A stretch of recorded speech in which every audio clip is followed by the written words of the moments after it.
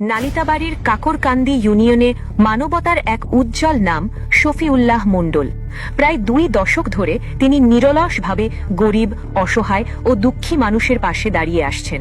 কারো দুঃখে সান্ত্বনা, কারো বিপদে সহযোগিতা, এভাবেই তিনি হয়ে উঠেছেন এলাকাবাসীর আস্থার প্রতীক।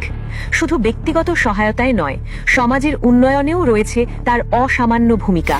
বিভিন্ন মসজিদে সহায়তার পাশাপাশি অজুখানা নির্মাণের উদ্যোগ নিয়েছেন তিনি। বালু আর খোয়া সব বেশ করে আমরা মিক্সার করে বেকু দিয়া লুট করে গাড়ির মধ্যে দিয়া পরে এটা ফালায় ফিনিশিং দিলে বর্ষাকালটা মানে মোটামুটি ভাবে রিল্যাক্সে আর চলাফেরাটা করতে পারি।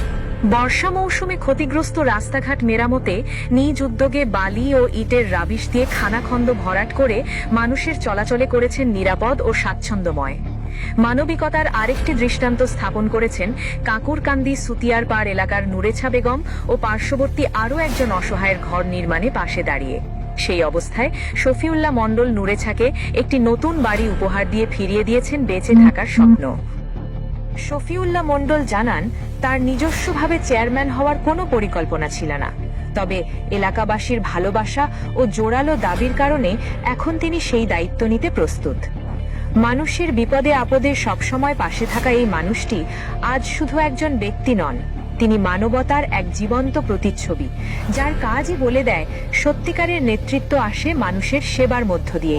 রুগী আইছে, টাকা যদি নাও থাকে আমি চেষ্টা করি সবসময় যে 200-500 টাকা দিতে ওর হাতে আমি তুলে দিতে পারি।